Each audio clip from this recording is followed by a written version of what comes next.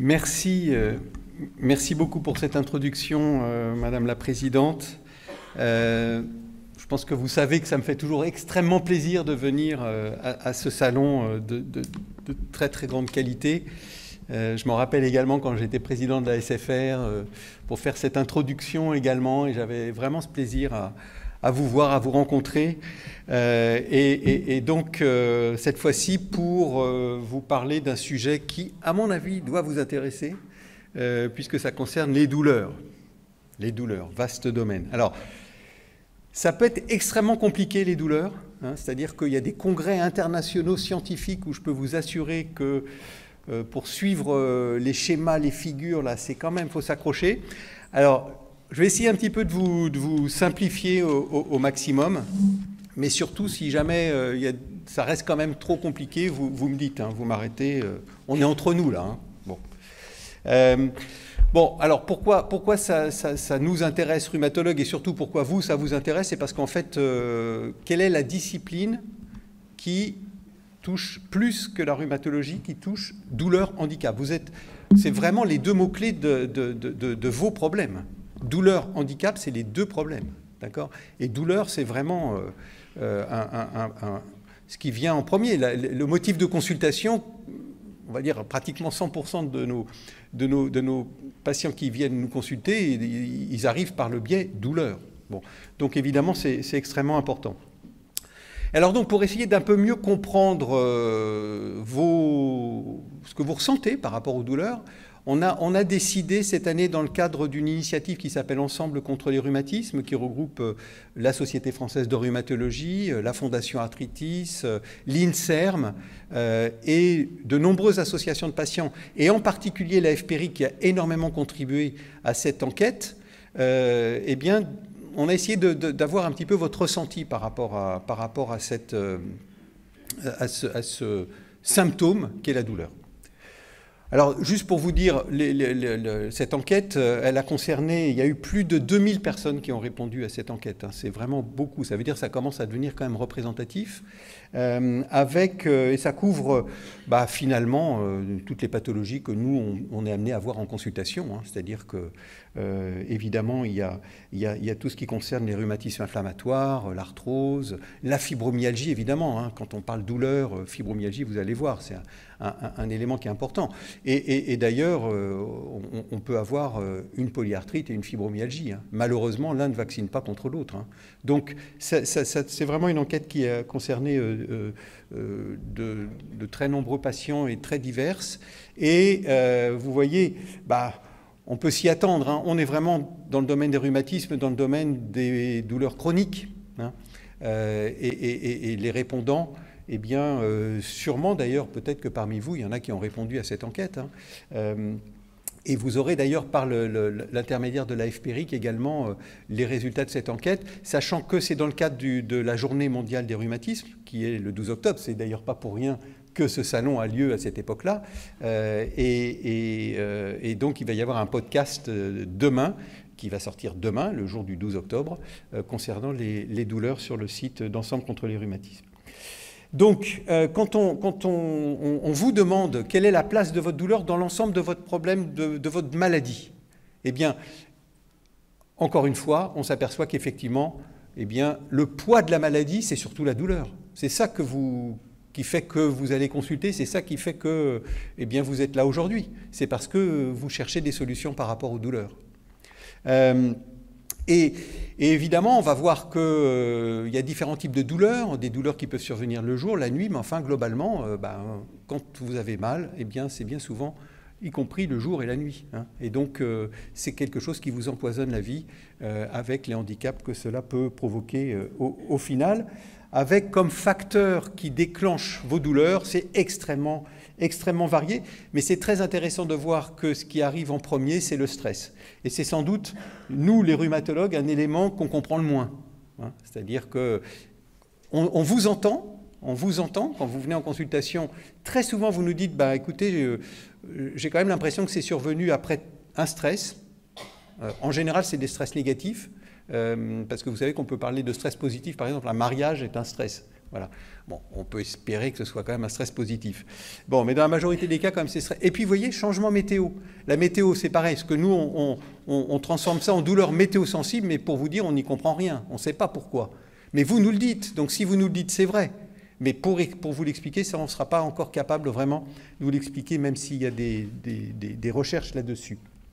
Puis évidemment vient ensuite une grosse fatigue qui arrive et qui va aller déclencher les douleurs.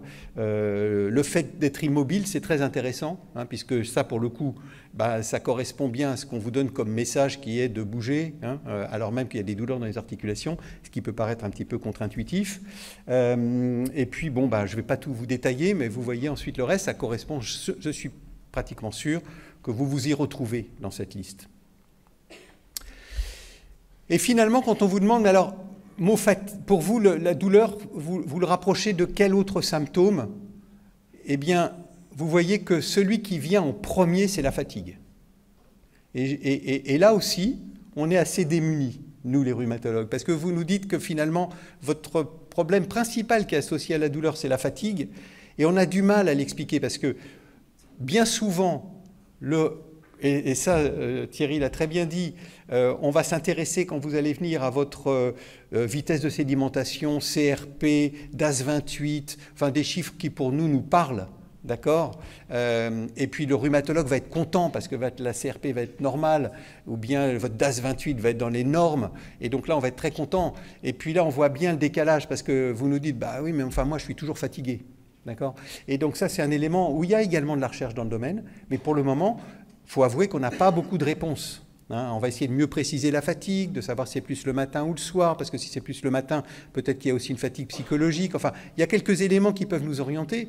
Et puis au final, on va vous dire, bah, de toute façon, on n'a pas vraiment de médicaments contre ça. Vous savez, les vitamines, on a beau dire que c'est bon pour tout. Finalement, l'activité physique, sûrement, a un effet qui va être intéressant sur votre fatigue. Mais voilà, on ne va pas aller beaucoup plus loin. Mais c'est ce qui vient en premier. Hein. Donc c'est quand même important également que vous compreniez qu'on vous entend, mais il y a encore beaucoup de recherches à faire dans ces différents domaines et on essaye de justement, et c'est là où je rejoins aussi très bien Thierry et Madame Picot, c'est que c'est très important que vous soyez impliqués dans les programmes de recherche, hein, y compris dans le choix de nos programmes de recherche, parce que justement vous allez nous pousser à aller vers ce qui, pour vous, compte énormément. Et donc, bah, évidemment, hein, qui dit fatigue, dit impact sur la qualité du sommeil. On ne dort pas bien quand on a mal, quand on ne dort pas bien, on est fatigué. Hein. Et vous voyez, plus de 90% des personnes nous le disent, que ça a un impact sur la fatigue, sur la douleur et sur le sommeil. Et tout ça, bah, ça va avoir des retentissements sur le moral. On n'a pas le moral, donc, parce qu'on a mal. Mais quand on n'a pas le moral, on a encore plus mal. Et ça rejoint, si vous voulez, le lien entre douleur et souffrance, on va y revenir. Et au final, quand on regarde l'impact, bah, l'impact quand on a mal, c'est sur la vie personnelle, c'est sur la vie familiale, c'est sur la vie professionnelle.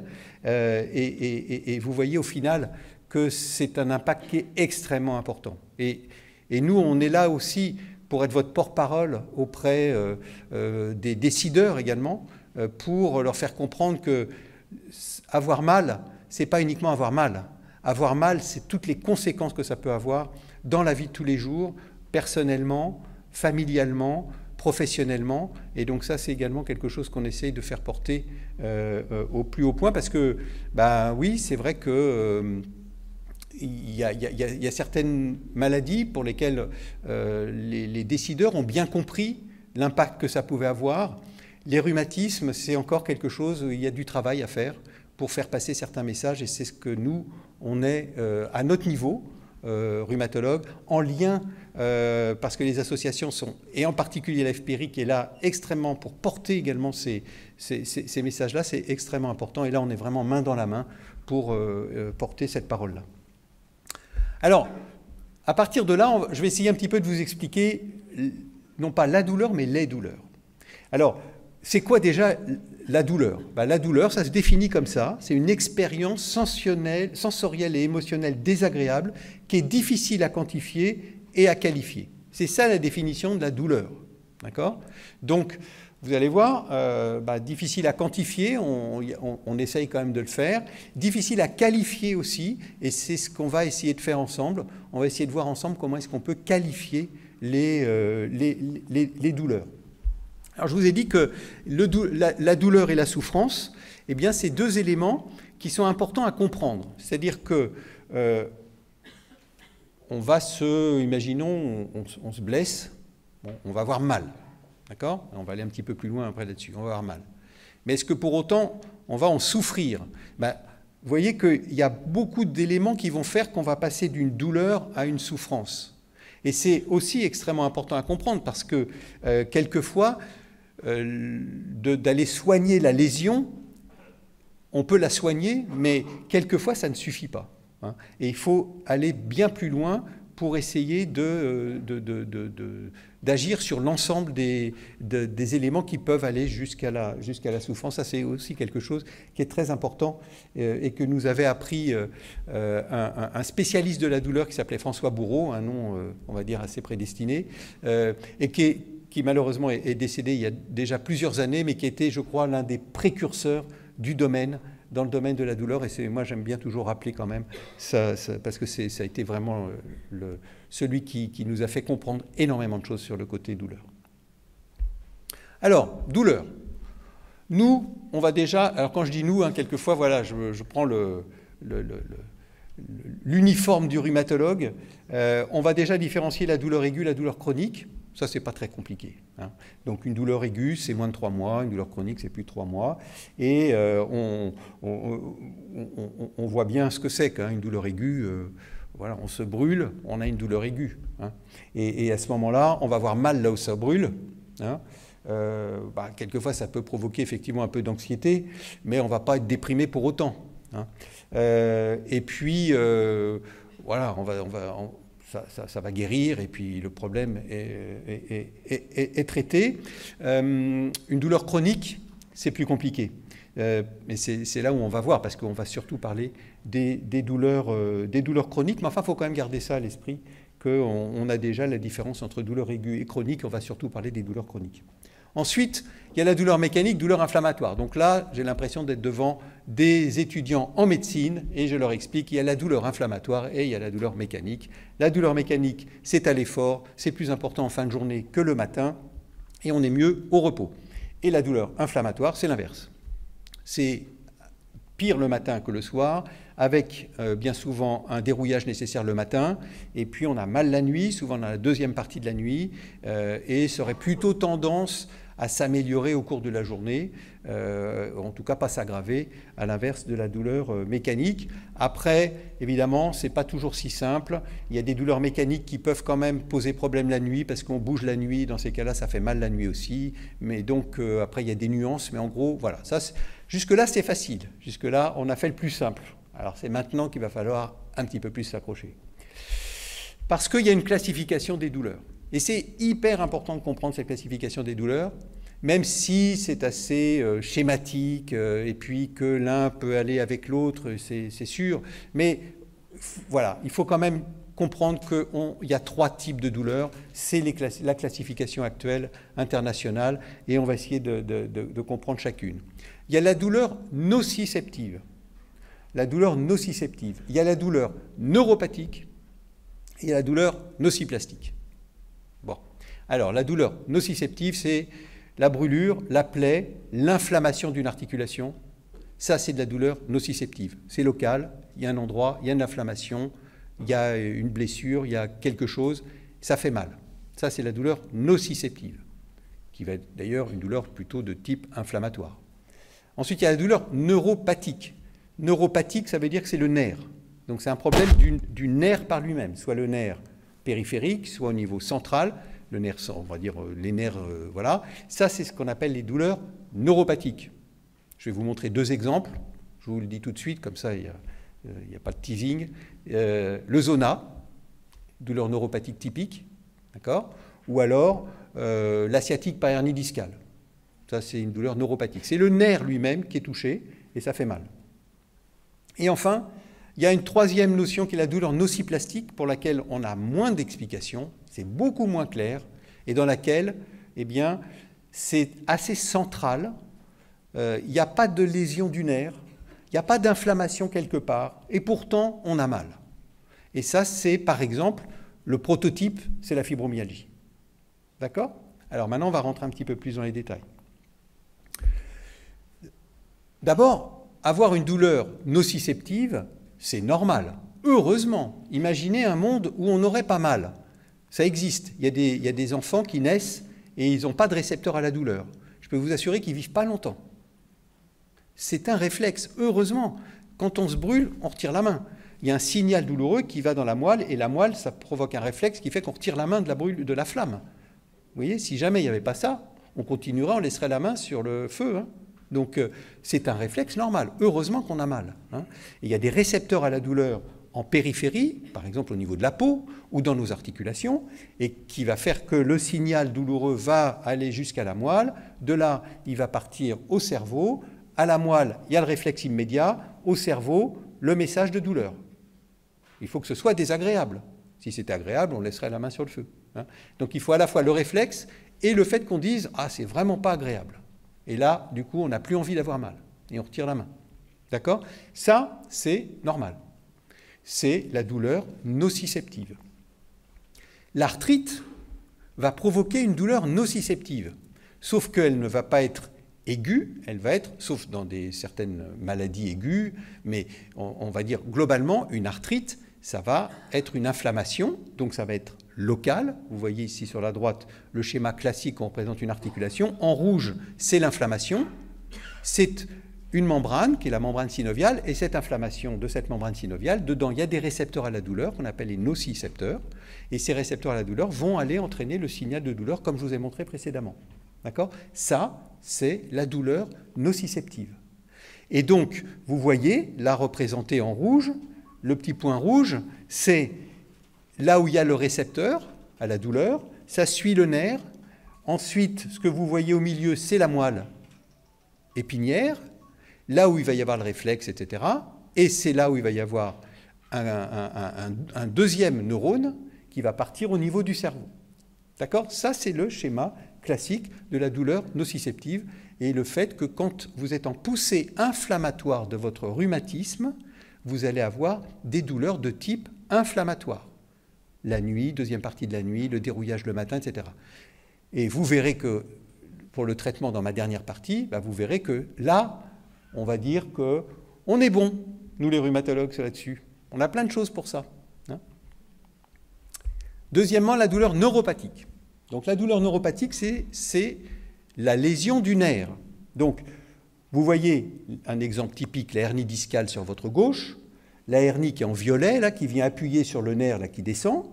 Et donc, comme le nerf, c'est comme un fil électrique qui descend comme ça dans la jambe, et bien, si vous appuyez dans le dos, là, on est au niveau du rachis lombaire, si vous appuyez avec une hernie discale sur le nerf sciatique, eh bien, la douleur, elle va descendre jusqu'en bas de la jambe, comme si vous mettiez un pied de chaise sur un fil électrique, ça gêne le courant électrique jusqu'en bas. C'est le nerf cette fois-ci. Vous voyez que c'est plus local, ça va descendre, c'est tout le trajet du nerf.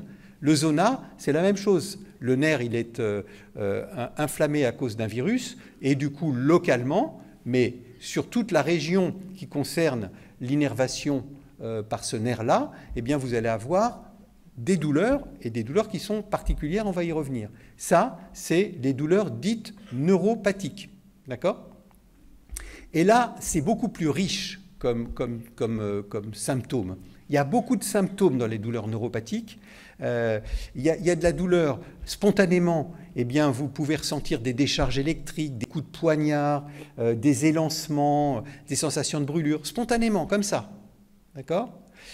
Et puis, on peut provoquer également des anomalies dans le ressenti de la douleur, qu'on appelle par exemple l'allodynie. C'est quoi l'allodynie? C'est par exemple, quand on se frotte, ça fait pas mal. Hein. Si vous frottez, ça fera pas mal. Quand on a une douleur neuropathique, un problème de douleur neuropathique, on peut rien qu'à l'effleurement avoir des douleurs. On ne supporte pas le poids des draps, parce que ça fait mal. D'accord? Ou alors, le chaud, par exemple, si vous mettez à 40 degrés, eh bien, vous allez sentir que c'est chaud, mais ça ne va pas vous faire mal. Si vous avez une douleur neuropathique dans cette région-là, le 40 degrés va vous faire très mal. Hein, c'est ce qu'on appelle l'hyperalgésie. Hein. Donc vous voyez, c'est très riche comme symptôme. Là, on est dans le domaine des douleurs dites neuropathiques. Hein. Donc pour faire simple, on différencie la nociception de la neuropathie, la douleur neuropathique de la douleur nociceptive, par les éléments que vous voyez ici. Et donc, la grande différence, on va dire, entre les deux, c'est que dans un cas, vous avez un examen neurologique, le docteur, il vous examine, il n'y a aucun problème. Quand vous faites une poussée inflammatoire d'arthrite, l'examen neurologique, il est strictement normal. Et vous avez mal. L'examen neurologique est normal. Quand vous avez une douleur neuropathique, par exemple une sciatique périnédiscale, eh bien, on va retrouver des anomalies qui peuvent être une hypoesthésie, enfin voilà, il va y avoir des signes cliniques de l'atteinte. D'accord ? Vous voyez la grande différence entre les deux, pour vous, et le docteur également, qui va pouvoir faire la différence hein, entre les deux. Et enfin, arrivent les douleurs dites nociplastiques. Alors là, c'est déjà un domaine qui est en grand champ d'investigation, de compréhension. Et là, pour le moment, c'est compliqué et pour autant, c'est extrêmement fréquent. Si je prends simplement la fibromyalgie, on considère qu'il y a environ 1,5 million de Français qui en sont atteints. Hein. On va dire 2% environ de la population. Donc c'est vraiment beaucoup. Et on aimerait bien avoir des explications sur l'origine de la fibromyalgie. Pour le moment, ce n'est pas encore très très clair. Et pour autant, il y a beaucoup de recherches dans le domaine, dans le monde. Et donc, quelle est la particularité des douleurs nociplastiques? C'est que c'est une... Moi, quand j'essaye d'expliquer ça à mes patients, je leur dis c'est une sorte de maladie de la douleur. C'est une maladie de la douleur. C'est-à-dire qu'en gros, c'est le fait de ressentir la douleur globalement, hein, quel que soit le viscère, l'endroit, on la ressent trop tôt. D'accord ? Il y a comme un problème de thermostat de la douleur. Comme un problème de thermostat de la douleur. Et du coup, comme c'est un problème de douleur et non pas un problème uniquement de l'insertion du tendon ou de l'articulation ou je ne sais pas, vous allez retrouver chez ces personnes qui viennent nous consulter, rhumatologues, pour des douleurs, quand vous allez les interroger, vous allez retrouver d'autres problèmes de douleur ailleurs, qui peuvent être des problèmes de douleur viscérale. Par exemple, des douleurs abdominales. Rien à voir avec la rhumatologie. Eh bien, quand très très souvent, des personnes qui ont une fibromyalgie, donc cette fois-ci les douleurs qui sont proches des articulations, etc., mais comme c'est un problème de la douleur générale, et non pas uniquement des tendons ou des articulations ou quoi, eh bien, il peut y avoir, par exemple, les troubles fonctionnels intestinaux. On va retrouver parfois des personnes qui ont eu une hystérectomie pour des douleurs pelviennes, utérines. On va retrouver, vous voyez, toute la liste là. C'est très, très, très large. Hein.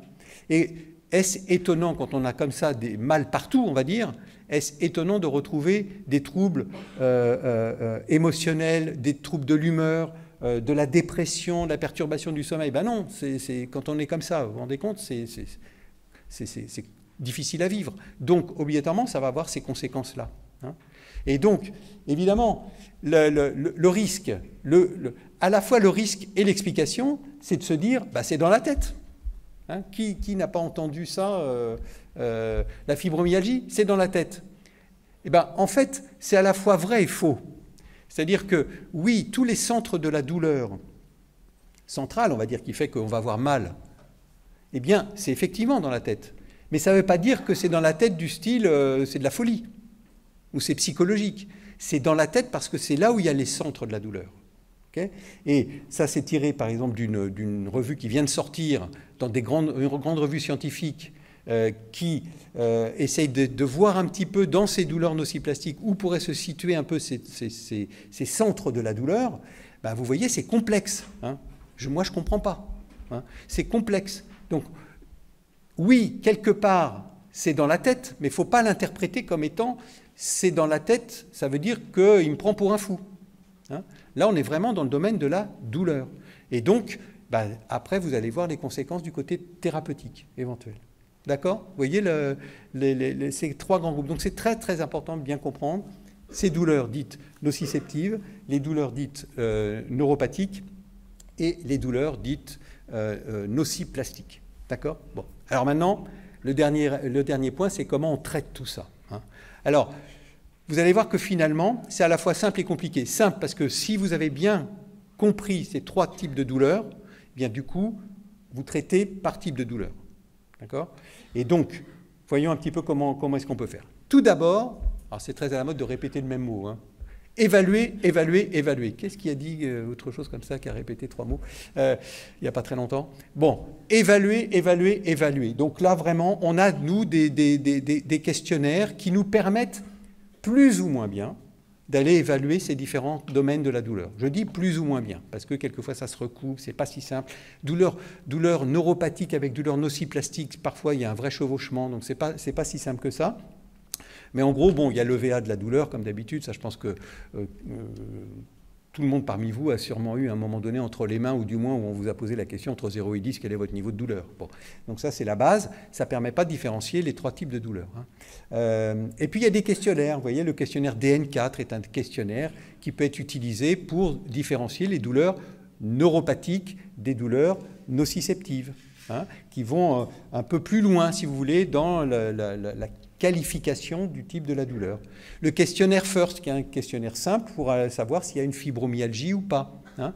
Alors, c'est jamais du 100%, hein, mais enfin, ça peut quand même parfois aider quand on veut confirmer une impression. Mais encore une fois, c'est bien, hein, l'évaluation, c'est vraiment quelque chose de vraiment fondamental, mais c'est aussi important que toutes les questions sur la façon dont vous décrivez votre douleur, eh bien, on les a bien intégrés parce que c'est finalement, vous avez vu, hein, c'est surtout dans la façon dont vous qualifiez vos douleurs et puis ensuite notre examen clinique qui va pouvoir nous aider dans tout ça. Et alors, dans l'enquête, quand on demande quels sont les professionnels à qui vous avez parlé de votre douleur pour pouvoir ensuite avoir les traitements, ben, c'est quand même un peu satisfaisant de voir que le médecin traitant arrive en 1, hein, et en 2, le spécialiste de la maladie chronique. Donc ça veut dire que si effectivement le spécialiste, alors là dans le cas présent c'est le rhumatologue bien souvent, bon ça arrive quand même en 2, mais voyez, vous parlez aussi beaucoup de votre douleur à votre kiné, hein, on voit bien qu'il y a toute l'ostéopathe arrive en 4e position, hein. Et c'est vrai que nous, rhumatologues, on va dire, l'ostéopathie, on ne sait pas très bien ce que c'est, parce qu'en fait, d'un ostéopathe à l'autre, ils ne font pas la même chose. Il y en a qui font des choses où on a l'impression que c'est en accord avec ce qu'on appelle de la kinésithérapie, d'autres qui font des trucs un peu bizarres. Et donc, il y a un petit peu de tout, hein, dans le domaine. Mais en attendant, bah, faut aussi vous entendre. Vous parlez à votre ostéopathe. Et l'ostéopathe, ça veut dire aussi que ça serait bien qu'on ait également des messages pour eux, quelque part, hein, même si on préfère parler au kiné. Hein, mais bon, voilà. Vous voyez, c'est important quand même de savoir à qui vous parlez de votre douleur pour que les messages ensuite qu'on vous donne soient les bons. Alors, je ne vais pas rentrer, parce que franchement, on n'a pas le temps, dans chacun des traitements qui sont possibles, parce que ce n'est pas l'objet de mon topo en 30 minutes. Le but, c'est vraiment que vous ayez bien compris la façon dont nous, on appréhende et comment on vous écoute par rapport à ce que vous nous décrivez. Mais voilà, ça, c'est les médicaments que vous avez dit que vous utilisiez dans l'enquête. Hein, donc, c'est important de voir. J'imagine que vous retrouvez certains que vous utilisez. Là, il n'y a pas tout ce qui est les biothérapies, on va y revenir après. Mais il y a aussi toutes les thérapies complémentaires. Hein, il y a beaucoup de thérapies complémentaires qui sont utilisées. Je ne vais pas les détailler non plus, mais c'est aussi important de savoir que nous, c'est ce qu'on dit aussi, il ne faut pas que des traitements médicamenteux, il faut des traitements non pharmacologiques également. Et il y a toute une liste de possibilités qui existent, que vous faites. Certains sont plus ou moins bien validés, mais en attendant, vous essayez de trouver des solutions de façon différente. Vous voyez que les médecines psychocorporelles, par exemple, ou corps-esprit, toutes ces thérapies-là, eh bien, vous y accordez une grande confiance, et je crois que vous avez raison. Et puis, vous voyez, en fonction de la confiance que vous accordez, vous voyez un petit peu comment ça se décline. Alors, maintenant, en 2 mots, on va le faire vraiment très simple. Hein. Donc là, j'ai encore 2 minutes, c'est bon? Combien de temps me reste? 2? Allez, 2 minutes. J'ai encore une dizaine de minutes? Formidable. Bon. Alors, donc, avec les 10 minutes, on va pouvoir aller... voilà. Donc, premièrement, ça, c'est ce qu'on aime, nous, les rhumatologues, C'est-à-dire que vous êtes en poussée inflammatoire, vous avez un rhumatisme inflammatoire, c'est extrêmement codifié, très codifié pour vos douleurs nociceptives inflammatoires, très très codifié. On a, alors évidemment, ça peut ne pas répondre au premier coup, mais on va essayer un deuxième, etc. Mais tout ça est très très bien codifié. On a des traitements de fond pour les rhumatismes inflammatoires, des biothérapies, des traitements de fond non biothérapiques que sont les JAK inhibiteurs par exemple. Donc tout ça sont des traitements ciblés. Il y a des traitements conventionnels, le méthotrexate par exemple, puisque c'est évidemment celui qui est prescrit en première intention en général dans les rhumatismes inflammatoires chroniques. Donc voilà, on a des médicaments qui sont là pour traiter vos douleurs nociceptives de vos rhumatismes inflammatoires, faire en sorte que vous n'ayez plus d'inflammation. C'est hyper, hyper important. C'est-à-dire que si on n'agit pas d'abord et avant tout là-dessus, alors ce n'est pas la peine d'imaginer d'aller soulager les autres douleurs. Il faut d'abord et avant tout qu'on ait soulagé vos douleurs inflammatoires. Ce qui ne veut pas dire que pour autant vous n'aurez plus mal. D'accord ? C'est ça le truc. Certaines personnes vont être en rémission complète, plus de douleur, revivent normalement. Voilà, ça existe, heureusement. D'accord ? Mais on voit beaucoup en consultation des patients qui sont parfaitement bien équilibrés de leur rhumatisme inflammatoire par rapport à ces douleurs inflammatoires, mais qui continuent à avoir mal. Et là, c'est en général ce qu'on va voir maintenant. D'accord ? Sur d'autres traitements qu'il faut mettre en place, qui peuvent être médicamenteux ou non médicamenteux. Et là, c'est ce qui va pouvoir aider avec des succès qui peuvent être relatifs. Hein. C'est-à-dire que là aussi, il faut rester modeste, hein, comme je vous l'ai dit, comme on n'a pas encore tout compris, ce n'est pas encore des traitements ciblés par rapport à ces douleurs-là, les autres douleurs, et donc voilà, on n'est pas tout le temps efficace à 100%. Mais je pense que le message qui est très très très important à bien comprendre, c'est qu'il n'est pas... Il faut d'abord et avant tout avoir contrôlé l'inflammation. C'est pour ça que le rhumatologue, quelque part, il est satisfait de lui quand il a fait en sorte que votre rhumatisme inflammatoire est, on va dire, en rémission. Hein, parce que rien ne passe avant. Mais, encore une fois, on n'entend pas suffisamment la suite. Quand vous nous dites « oui, mais ». Et ce « oui, mais », on n'entend pas suffisamment. Oui, mais je reste fatigué. Oui, mais j'ai quand même encore des douleurs. Vous voyez ? Donc ça, c'est quelque chose d'important. Mais ça, c'est hyper important à comprendre. Les douleurs neuropathiques, il y a des recommandations. Donc là aussi, pour les douleurs neuropathiques, eh bien, il y a une sorte d'algorithme, ce qui ne veut pas dire que pour autant on soit en pleine efficacité. Ça, c'est les recommandations françaises, les plus récentes de 2020. Et vous voyez qu'il y a un certain nombre de médicaments que peut-être certains d'entre vous prennent, ou des traitements non médicamenteux qui font l'objet d'évaluations actuellement, qui arrivent en deuxième ou troisième ligne. Et donc là, on a des solutions. Mais, encore une fois, ce n'est pas toujours l'efficacité maximale. Mais en tout cas, le but, c'est quand même de faire en sorte que ces douleurs soient soulagées. Et quand c'est des douleurs qui sont purement neuropathiques, où il n'y a pas trop de douleurs nociplastiques, qu'on va voir après, on y arrive quand même. Hein, on y arrive quand même. Et vous voyez en troisième ligne quelque chose que peut-être vous n'avez jamais entendu parler, parce que c'est quelque chose qui est assez récent, qui s'appelle la RTMS, qui est en cours d'évaluation, mais qui figure déjà maintenant dans les recommandations, qui s'appelle la stimulation magnétique transcrâniale. Bon, je vais la faire très très simple. C'est des champs magnétiques en fait qu'on applique dans certaines régions du cerveau où on pense que là il y a des centres de la douleur. C'est des séances de 3 quarts d'heure et on fait entre 5 et 10 séances, des séances de 3 quarts d'heure, un peu répétées au début, puis après une fois par mois, et qui pourraient, et qui sont dans les recommandations parce qu'il y a des études maintenant qui montrent qu'il peut y avoir des résultats intéressants. Le problème, évidemment, c'est l'accès à ces machines. Il y en a peu encore, c'est en développement, mais ce n'est pas facile d'accès. Et donc, peut-être que ça prendra un petit peu d'ampleur. J'en parle parce que ça fait partie maintenant des recommandations et c'est quelque chose qui est quand même assez récent. Alors, la fibromyalgie, Donc, les douleurs nociplastiques, et là on parle de la fibromyalgie parce que c'est comme ça que nous, on voit ces patients-là. Hein. Le gastro-entérologue, lui, il le voit, il ne voit pas des fibromyalgies, il voit des gens qui ont des troubles intestinaux fonctionnels. Des troubles fonctionnels intestinaux, des douleurs abdominales qui n'expliquent pas par une lésion, ou par une lésion locale, ou parce qu'il y aurait une lésion d'un nerf, mais des douleurs. D'accord ? Et pour lesquels on appelle ça des troubles fonctionnels intestinaux, vous voyez, fonctionnels. Voilà. Et ben, nous, on le voit par le biais de la fibromyalgie, c'est-à-dire des douleurs, des insertions, des tendons un peu diffus dans le corps. Hein. Bon, et ben donc là, il y a le diagnostic, l'éducation, c'est un petit peu ce que je suis en train de faire un peu là aujourd'hui, de vous expliquer un peu ce que c'est. Hein. Et puis, finalement, nous, ce qu'on dit, c'est un peu le message général qu'on donne un peu maintenant tout le temps, c'est l'activité physique, parce que c'est quelque chose qui est très important.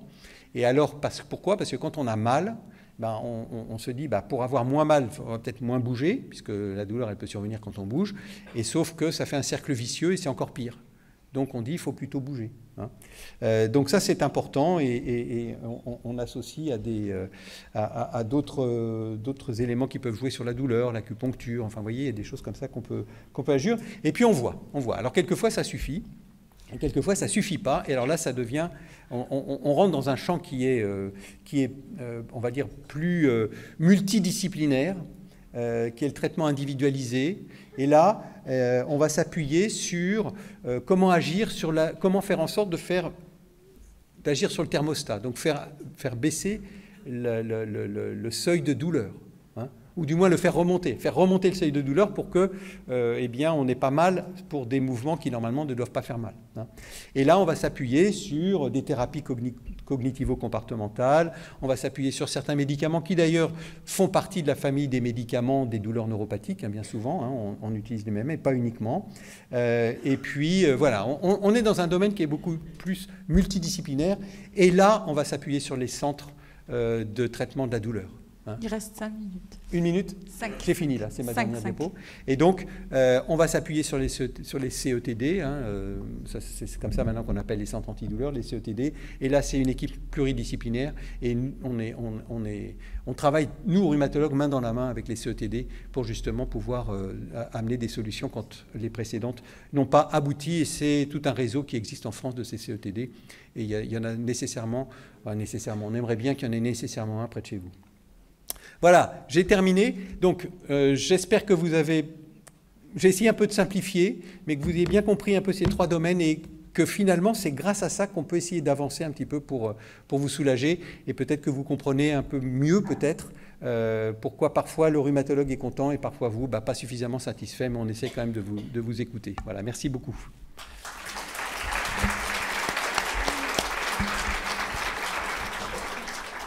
Merci, professeur Berenbaum, pour cet exposé qui était particulièrement clair et intéressant.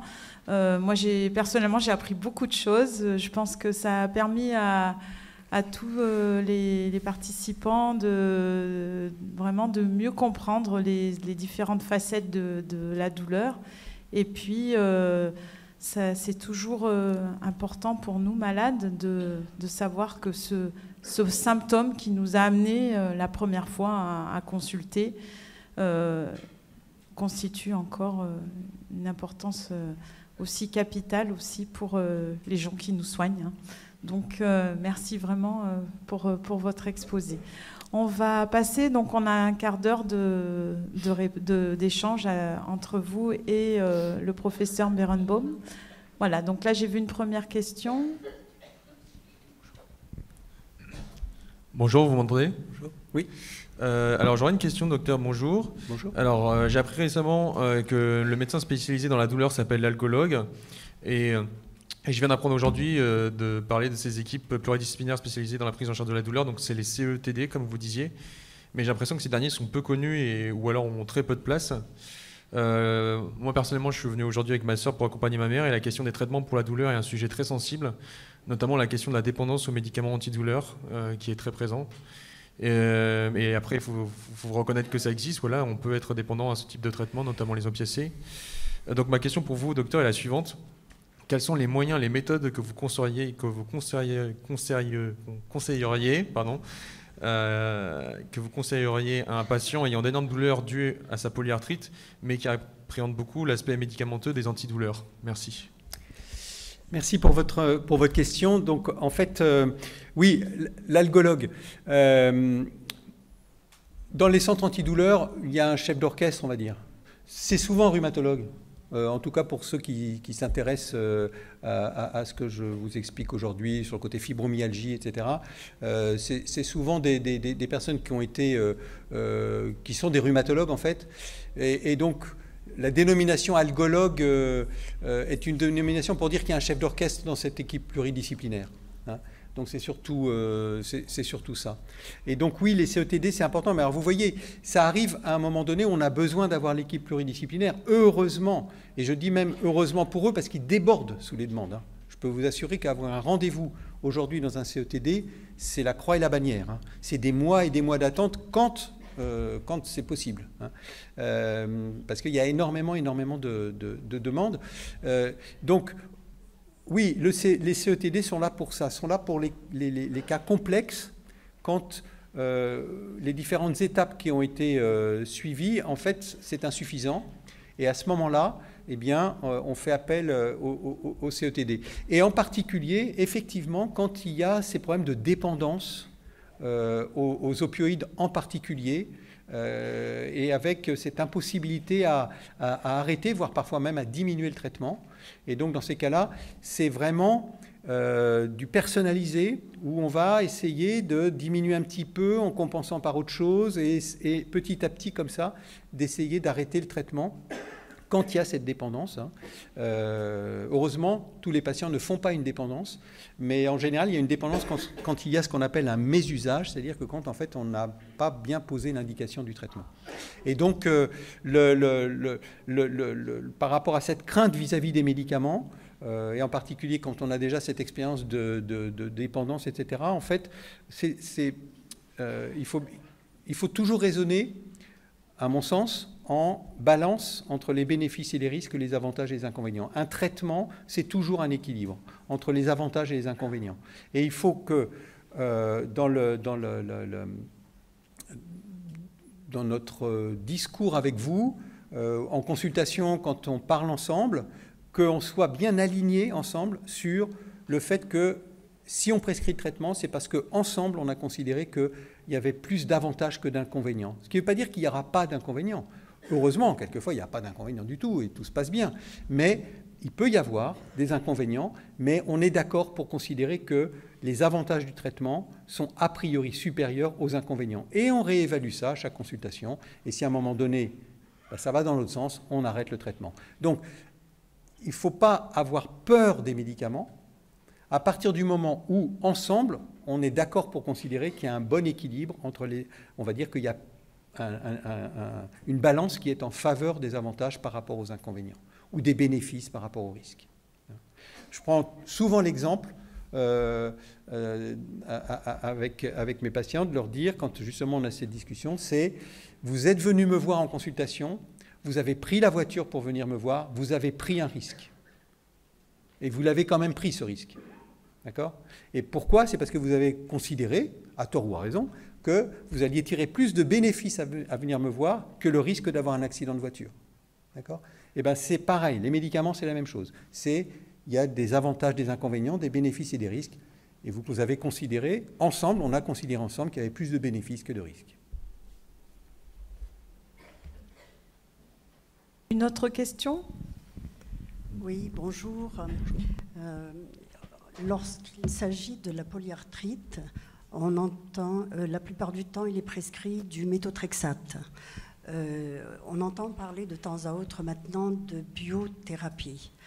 Pourriez-vous préciser et pourquoi les médecins traitants ne nous expliquent pas et on ne va pas vers ce genre de choses?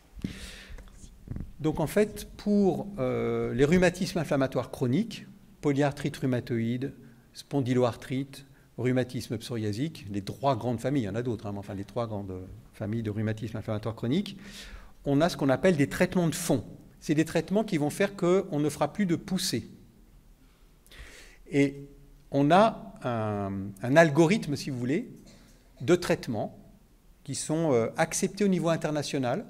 On a un consensus pour dire que on commence en général par un traitement, en général, pas toujours. Hein. Par exemple, la spondylarthrite, on peut commencer tout de suite par une biothérapie.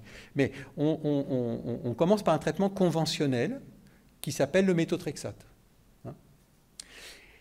C'est quoi la différence entre un traitement conventionnel et un traitement type biothérapie? C'est que le traitement conventionnel, c'est un traitement pour lequel on ne l'a pas fabriqué en ayant compris le mécanisme d'action. C'est un traitement comme l'aspirine, la cortisone ou plein d'autres médicaments où on s'est aperçu qu'il marchait sans qu'on comprenne pourquoi il marche au début. Alors après, on a essayé de comprendre pourquoi ça marche. Je prends les anti-inflammatoires. Prenez l'aspirine par exemple. Il a été utilisé pendant des dizaines et des dizaines d'années sans savoir pourquoi ça marchait. D'accord? On ne savait pas. L'extrait du saule, etc. Et puis un jour, il y a quelqu'un qui s'appelle John Vane. Il a essayé de comprendre pourquoi ça marchait. Il a fait plein d'études et tout. Il a trouvé une enzyme sur laquelle ça agissait. Il a eu le prix Nobel pour ça, John Vane. D'accord ? Donc, c'est a posteriori qu'on comprend le mécanisme d'action. Le méthotrexate en fait partie. Ça fait partie de ces médicaments qui sont particulièrement indiqués dans ces indications-là. Et on a compris, probablement qu'en partie, le mécanisme d'action après.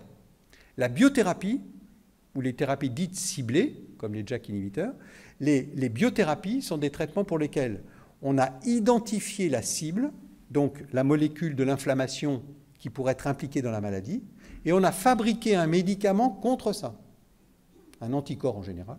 Hein. Et ça s'appelle une biothérapie parce que c'est simplement le mode de fabrication pour ces traitements très ciblés qui passent par de la biologie hein, et pas de la chimie. Donc c'est ça la différence. Vous voyez la différence entre les deux. Et donc, voilà, traitement conventionnel, ces traitements-là non ciblés initialement, et ça ne veut pas dire qu'ils ne marchent pas, et bien souvent, on n'a pas besoin de biothérapie. Et puis les biothérapies qui sont des traitements ciblés. Et pour compléter ce que vous dites, professeur Berenbaum, ces traitements de fond des rhumatismes inflammatoires chroniques, comme ils agissent sur l'activité de la maladie, ils agissent aussi sur la douleur, en fait. Absolument. Voilà. C'est exactement... Le domaine des douleurs nociceptives, il y a de l'inflammation, ça provoque de la douleur. D'accord ? Le fait, donc une poussée inflammatoire. Donc le fait d'avoir ces médicaments qui vont faire en sorte qu'il n'y aura plus de poussée inflammatoire va faire que vous n'aurez plus mal, plus de douleurs nociceptives. Hein ? Donc ce qui voudrait dire que quand il reste des douleurs intenses, alors que les traitements de fond réduisent l'activité de la maladie, ce qu'on peut voir au niveau de la prise de sang, par exemple, ça veut dire que ce ne sont plus les douleurs nociceptives qui restent, ce sont des douleurs neuropathiques, si je comprends bien. Ou nociplastiques. Plutôt nociplastiques, d'ailleurs. Donc ça veut dire que dans les rhumatismes inflammatoires chroniques, même si à la base c'était une douleur nociceptive, oui. Il peut y avoir... c'est ça. Et par quel... Alors, on ne sait pas très bien. Ce qui se passe, c'est que quand on reste douloureux trop longtemps, il y a des mécanismes au niveau cérébral qui va faire qu'il va y avoir une sorte d'entretien de la douleur alors même qu'il n'y a plus le problème qui était initialement responsable de la douleur. C'est des douleurs qui sont plutôt neuropathiques, celles-ci, mais neuropathiques centrales. Hein. C'est-à-dire que le nerf au niveau central, si vous voulez, ça continue à s'exciter alors que normalement, puisqu'il n'y a plus le stimulus, ça ne devrait plus. Hein. Et donc ça peut survenir quand il y a des douleurs chroniques. Hein. Merci. Donc c'est pour ça que c'est pour ça que l'interrogatoire est hyper important quand vous revenez après 6 mois de mise en route d'un traitement de biothérapie ou d'un traitement de fond, peu importe, conventionnel ou quoi. Si vous nous dites j'ai toujours mal ou j'ai moins mal mais j'ai encore mal, c'est de bien identifier quel type de douleur il reste. Hein. Parce que s'il vous reste encore des douleurs qui ressemblent un peu aux douleurs inflammatoires, hein, ben dans ces cas-là, c'est que le traitement il n'est pas suffisamment efficace, donc il faut adapter le traitement. Hein. C'est ce qu'on appelle, nous, le treat to target, le traitement à la cible, c'est-à-dire qu'on veut la rémission complète. Et donc voilà. Mais ça peut être aussi d'autres douleurs qui sont plus liées directement aux douleurs inflammatoires nociceptives. Merci. Une dernière question. Je voudrais revenir sur la fin de la question précédente. qui est donc effectivement, il y a ces deux traitements, conventionnels, vous l'avez bien expliqué, et biothérapie plus ciblée. Pourquoi, dans ce que vous appelez l'algorithme, le protocole, on commence toujours par le conventionnel, et pourquoi on ne va pas directement sur la biothérapie qui paraît plus ciblée? Est-ce que c'est un sujet de coût? Est-ce que c'est un sujet d'effet secondaire? Est-ce que c'est un protocole à revoir? C'est une très bonne question. C'est une très bonne question parce que ça a été évalué, tout ça. Alors déjà, ça va dépendre du rhumatisme inflammatoire. Par exemple, la spondylarthrite purement axiale, c'est-à-dire qui touche le rachis, si les anti-inflammatoires non stéroïdiens ne sont pas suffisamment efficaces, on passe souvent directement à une biothérapie. Quelquefois par le méthotrexate, mais bien souvent, on passe directement à la biothérapie. En revanche, dans une polyarthrite rhumatoïde, en général, je dis en général parce qu'il y a plein de cas particuliers, hein, on va commencer d'abord par le méthotrexate plutôt qu'une biothérapie. Pourquoi? Parce que c'est encore une fois entre bénéfices et risques. Et avantage, inconvénient. Avantage, c'est que c'est une prise par semaine, soit sous-cutanée, soit par voie orale. Donc c'est quand même intéressant. Vous allez me dire, la biothérapie, c'est parfois une fois par mois. Donc voilà, ou voire même parfois 3 mois. Donc là, il n'y a peut-être plus nécessairement l'avantage, mais enfin, c'est quand même une prise orale souvent. Donc ça, c'est quand même un avantage. Et puis, quand vous regardez la fiche Vidal ou le papier qu'il y a dans votre boîte de méthotrexate, c'est un bottin qu'il y a dedans de tout ce qu'on peut avoir. Hein, ça fait 3 pages, 4 pages, je ne sais pas combien de pages dedans, où on se dit, mais comment je vais arriver à passer entre les gouttes? Finalement, quand on regarde au final, c'est le traitement le mieux toléré de tous. Ce qui ne veut pas dire que tout le monde va bien tolérer, hein, mais c'est le traitement le mieux toléré de tous. Hein. Et donc, quand on regarde maintenant du côté biothérapie, c'est très souvent extrêmement bien toléré, mais on fait quand même, comme vous le savez, attention aux infections, alors qu'avec le méthotrexate, beaucoup moins. Hein. Donc ça joue plus sur l'immunité, si vous voulez, la biothérapie. Mais on va dire qu'il y a eu des essais qui ont été faits qui ont comparé l'un versus l'autre. Hein. Donc je veux dire, ce n'est pas non plus quelque chose de totalement aberrant. Hein. Mais voilà, on pense quand même que commencer par un traitement par voie orale, bien souvent, une fois par semaine, ou vraiment très bien toléré, c'est quelque chose quand même qui met en rémission complète beaucoup de nos patients, et que donc, ben voilà, c'est le plus simple. J'avais dit dernière question, mais je crois que la dame... C'est une question vraiment en lien avec la conférence sur les douleurs, ou c'est... Voilà, ok. Alors attendez, on va vous porter le micro.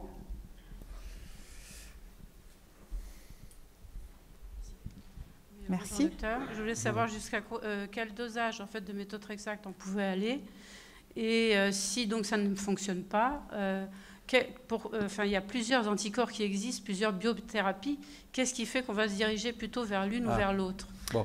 Alors, excusez-moi, mais bon, c'était... Oui. Donc je vais répondre... Parce que c'est le thème d'une autre conférence, en fait. Donc voilà. C'est pas grave. C'est bien, comme ça fait le lien avec... Voilà. Donc simplement pour répondre très vite, le méthotrexate, j'ai connu l'époque où on commençait à 7,5 mg par semaine. D'accord ? Maintenant, il est rare qu'on commence à moins de 15. Hein. Donc il y a une tendance à augmenter les doses de méthotrexate sur les dernières années. On a vu cette augmentation-là. Et donc maintenant, ça ne nous fait plus peur du tout d'aller jusqu'à 25 mg, voire parfois même plus par semaine. Hein. Après, c'est une question de tolérance, etc., s'il n'y a pas trop de nausées, ou des choses comme ça. Mais ça va plutôt en augmentant. Je vais dire que la moyenne de mes patients sont à 15. Hein. Mais voilà, après, il y a des écarts. J'en ai quand même quelques-uns encore à 10 et d'autres qui sont à 20, voire plus. Hein. Et pour le choix d'une biothérapie, c'est là où vraiment il faut une conférence totale parce que c'est fonction de la pathologie, c'est fonction de ce qu'on appelle les comorbidités, les autres problèmes de santé. Il y a plein de choses qui font que finalement, c'est une très bonne question parce que finalement, c'est aller vers la médecine personnalisée. Hein, et aller vraiment vers les choix en fonction de la personne et pas uniquement en fonction de la maladie. Bah, vous faites une super introduction pour la conférence de demain qui s'appelle Quel traitement pour quel malade voilà. Par le professeur Alanor, donc conférence qui aura lieu demain matin. Merci beaucoup professeur Berenbaum. Moi ce que je retiens, merci beaucoup. C'est le cercle vicieux dont vous avez parlé tout à l'heure entre douleur, fatigue et effet sur le moral et donc sur la santé mentale. Et quand je vous disais tout à l'heure que le fil rouge de nos conférences de ces 2 jours, ça serait la santé mentale, eh bien, même cette conférence sur les douleurs, en fait, est en lien avec la santé mentale. Voilà. En tout cas, un grand merci, professeur Berenbaum.